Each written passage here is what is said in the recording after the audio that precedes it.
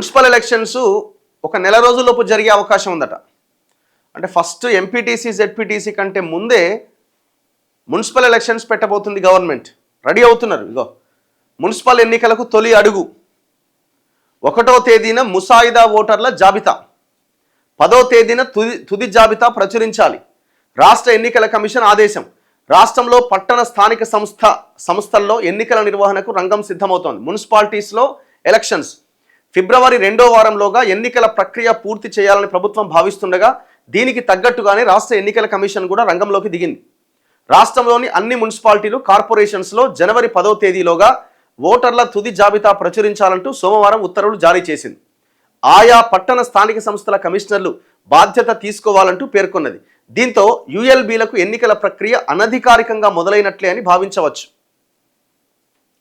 అంటే మున్సిపాలిటీల్లో జిహెచ్ఎంసీ, మరో 4 మున్సిపాలిటీలు, కార్పొరేషన్లు మినహా రాష్ట్రంలోని మిగతా పాలక వర్గాలన్నింటికి ఎలక్షన్స్ జరగబోతున్నాయి. ఒక జిహెచ్ఎంసీ అండ్ ఒక 4 మున్సిపాలిటీలు, కార్పొరేషన్లు. ఇప్పుడు ఈ మధ్య 20 మున్సిపాలిటీలని అండ్ 3 కార్పొరేషన్లని జిహెచ్ఎంసీలో విలీనం చేసింది. సో కాబట్టి అక్కడ ఎలక్షన్స్ ఉండవు. మిగతా ఏవైతే మున్సిపాలిటీస్, కొన్ని కార్పొరేషన్స్ ఉన్నాయో వాటికి ఎలక్షన్స్ జరగబోతున్నాయి. ఇగో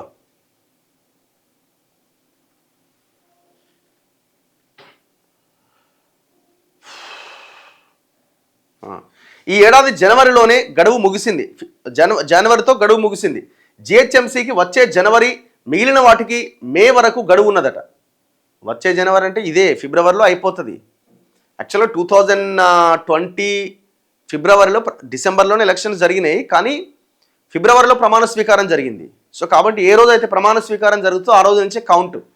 సో అది 2026 ఫిబ్రవరికి కంప్లీట్ అవుతుంది. సో కాబట్టి జిహెచ్ఎంసీ కూడా ఫిబ్రవరికి ఆ గడువు ముగుస్తుంది. మిగిలిన వాటికి మే వరకు గడువు ఉన్నది. ఔటర్ రింగ్ రోడ్ పరిధిలోని 27 మున్సిపాలిటీలు, కార్పొరేషన్స్ను ప్రభుత్వం జిహెచ్ఎంసీలో విలీనం చేసింది. రాష్ట్ర వ్యాప్తంగా మిగిలిన 117 మున్సిపాలిటీలు, 6 కార్పొరేషన్స్లో వార్డుల వారీగా ఓటర్ల జాబితా ప్రచురించాలంటూ సోమవారం ఆయా కమిషనర్లు, కలెక్టర్లు, పురపాలక పట్టణాభివృద్ధి శాఖ ముఖ్య కార్యదర్శికి రాష్ట్ర ఎన్నికల కమిషనర్ రాణి కుముదుని ఆదేశాలు ఇచ్చారు. అసెంబ్లీ నియోజకవర్గాల ఓటర్ల జాబితాను ప్రామాణికంగా తీసుకొని ఫోటో ఆధారిత ఓటర్ల జాబితా ప్రచురించాలని పేర్కొన్నారు. డిసెంబర్ 30వ తేదీన పోలింగ్ స్టేషన్లు పునర్వ్యవస్థీకరణ చేపట్టాలి. జనవరి 1వ తేదీన ముసాయిదా ఓటర్ల జాబితా విడుదల చేయాలి.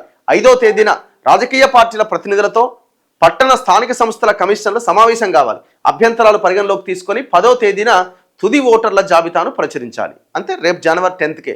అంటే ఆల్మోస్ట్ జనవరి ఎండ్, ఫిబ్రవరి కల్లా ఎలక్షన్స్ కంప్లీట్ అనమాట. వీళ్ళ ఆంధ్రజ్యోతిలో కూడా ఈ వార్త రాశారు చూడండి. నెల రోజుల్లో మున్సిపల్ ఎన్నికలు.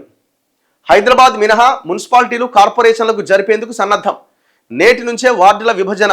10వ తేదీన తుది ఓటరు జాబితా వెల్లడి. షెడ్యూల్ విడుదల చేసిన election commission. Simple.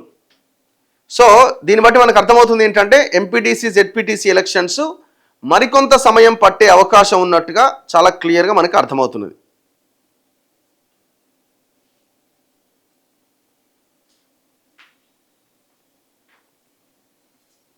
So maybe నేను అనుకోవడం మళ్ళీ దాని తర్వాత జిహెచ్ఎంసీ ఎలక్షన్స్ కూడా వస్తాయి, కానీ జిహెచ్ఎంసీ కంటే ముందే ఎంపీటీసీ, జెడ్పీటీసీ ఎలక్షన్స్ పెట్టే అవకాశం ఉండొచ్చు.